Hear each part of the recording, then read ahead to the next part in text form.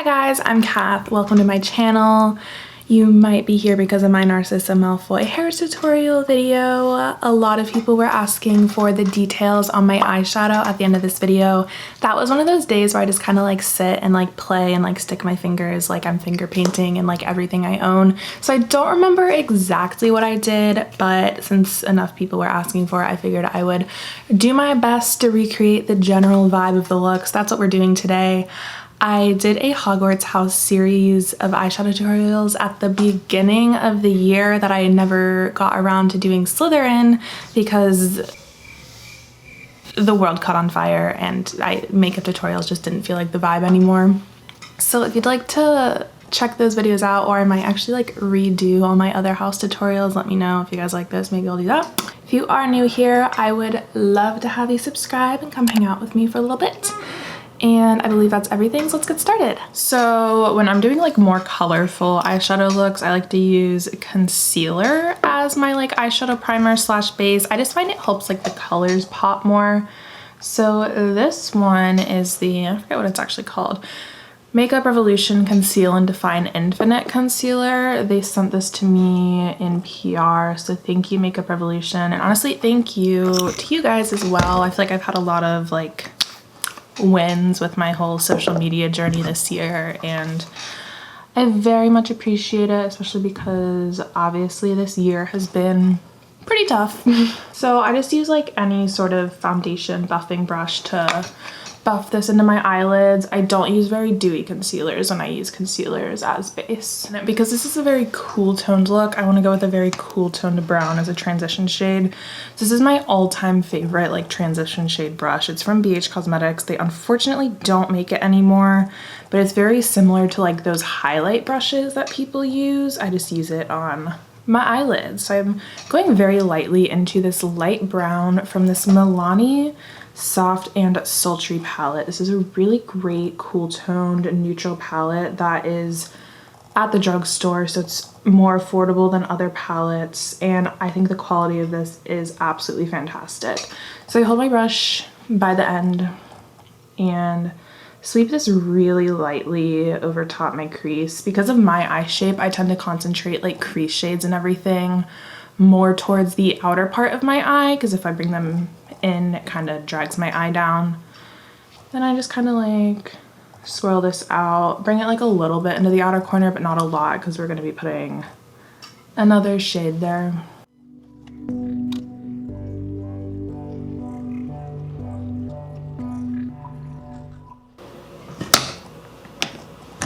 And then I want just a little bit more definition in that crease. So I'm going into this like second, like slightly darker taupe shade, but it's still pretty light, with a ColourPop E2 brush. So this darker shade is only getting put in the outer portion of my crease, and I kind of do like a windshield wiper motion first and then swirl it up a little bit more. This I'm not as worried about like super blending yet, because we're going to be doing a lot of blending in a minute or two.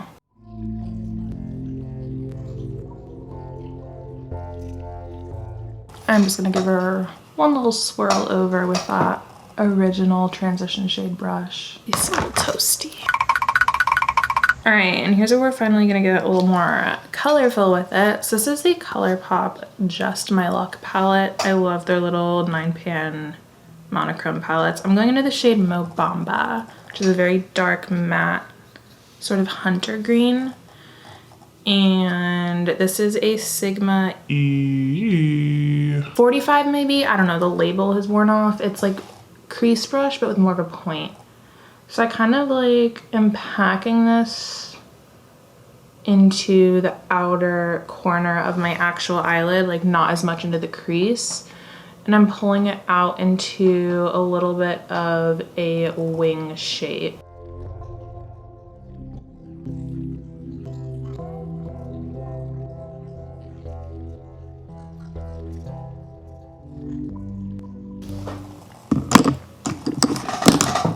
And once I've gotten that like slightly more precise like wing placement, because that brush has a more pointed tip, I'm going in with a brush with a more fluffy tip, and this is the e.l.f. crease brush, I think. I literally tapped the dark green shade once just to get a little bit of it on there, but I'm blending it only at the top edge here and like sort of going towards the center of the lid too, but that doesn't matter as much because we're gonna be putting some shiny stuff there. So I just like, whenever I blend, I hold the brush by the end, so I'm not pressing down very hard. I just do fun little swirly motions.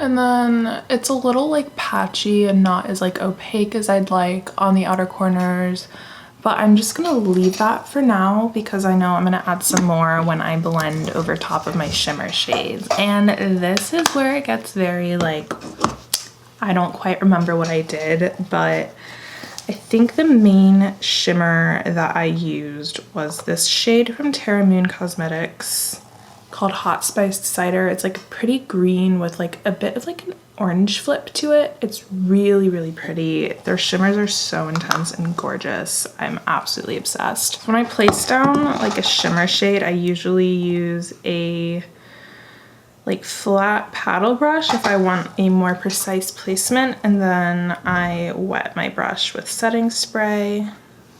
That's what I'll be doing. I do this as kind of like, I call this like a soft cut crease, I think is like what the best term for it is, where I'm placing it in the shape of a cut crease, but because I'm not like placing it on top of that, like I didn't carve out the crease with concealer, it's a little less harsh of a line, which I think is like most flattering on my eye shape.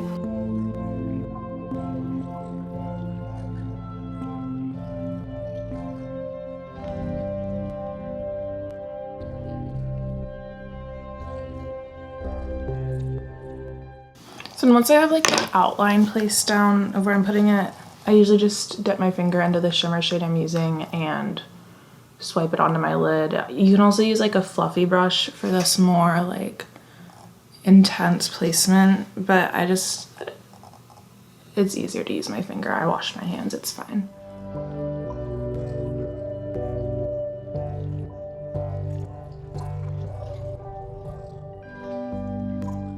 And then, because I haven't used enough products already, going in with this Stila liquid eyeshadow in Vivid Jade. Got a bunch of their liquid eyeshadows when Riley Rose was closing. So I like wipe off the excess on the little paddle thing, and I just kind of pop this on the center of the eye. So it's going in between that matte shade and the shimmer shade that I placed down. And I tap out the edges of that with my finger. I usually find that that blends these liquid shadows the best, and then once they're dry, I can blend over top of them with a brush as well. So that like overlap where the liquid shadow and that like duochrome shadow from Terra Moon's Cosmetics that I placed down is kind of how I got like the really like intense green effect. I don't know, I really love like layering shimmers and like what you can get out of them.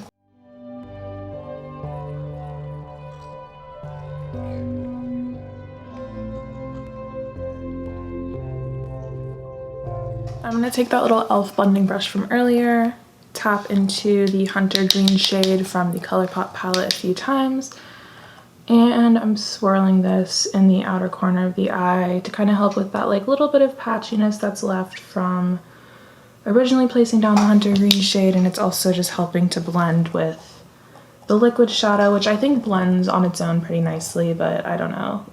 I like to just make sure everything's as blended as it can be without looking muddy, or sometimes I make it look too muddy because I blended too much, but that's just how life goes. And I'm doing a touch more of Hot Spiced Cider, again, just to kind of help blend.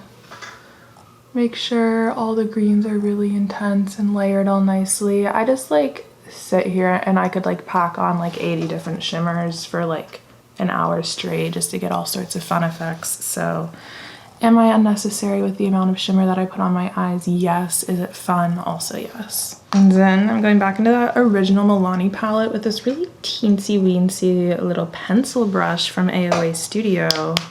Going into the darkest black shade in here, which is like a really dark brown, I think, and running that along my eye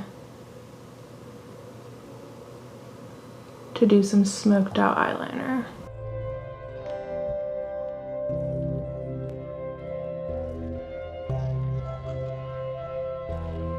And I'm going back with that like pointed crease brush, tapping into that once, tapping off the excess and going over the edges of that line that I just placed down. I just want that black to really blend into that dark hunter green. A very smoked out eyeliner look has been like my go-to lately.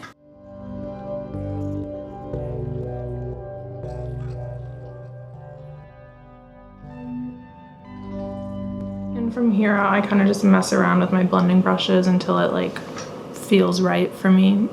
There's not really an exact science. You can go for like a harsher line on top of your crease. You can go for a really blended out look. It's totally whatever you're feeling in the moment. I'm getting shimmer all over the matte parts of my eyeshadow. And I'm just kind of cleaning up all that fallout. Whenever I do like dramatic looks like this, I usually do lashes. These are the Alexis lash from Shop Misse. I'm gonna pop these on and do some face makeup, and then I'll be back for the under eye, which will be really boring because I never do anything interesting with my under eye. All right, let's wrap this adventure up. So usually when I do my under eye, I just like take a little bit of whatever the darkest shade I used is on a pencil brush. So in this case, I already used a pencil brush for that really dark shade to smoke out my upper lid, whatever I did there. And I like run it really lightly along my lower lash line. And then I'll take whatever my second darkest color is. So in this case, it's like that green, or sometimes I don't even add more color to my brush. I just take what's already on there and I run it along that to help blend it out. And I just find it helps like tie everything together without doing anything too dramatic, just with the way my eyes are shaped. Anytime I do something cuckoo out there with my under eye, I never really like how it looks. If I need to, I'll use my transition shade brush, run that along there. Like even that is a little darker than I would normally go for my under eye. I think it's definitely darker than I did last time when I was doing this look. Then I usually use whatever highlighter I used on my cheeks. Today it's the Milani Strobe Light highlighter. I absolutely adore this highlighter. On a small little brush, and I pop it on my inner corner and kind of drag it under a little bit. I think this really opens up the eye, makes the eye look bigger, and I really like having like a gradient from like light to dark on my eye. I think it's really flattering. And using the same highlight that I used on my face just helps tie the look together.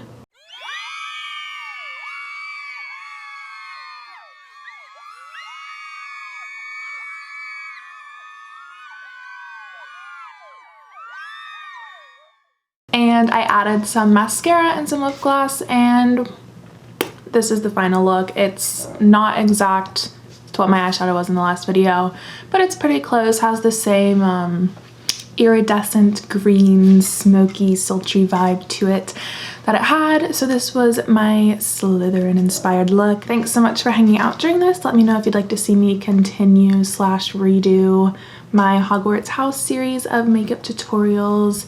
Love you guys so much, and hopefully I will see you in my next video. Bye y'all.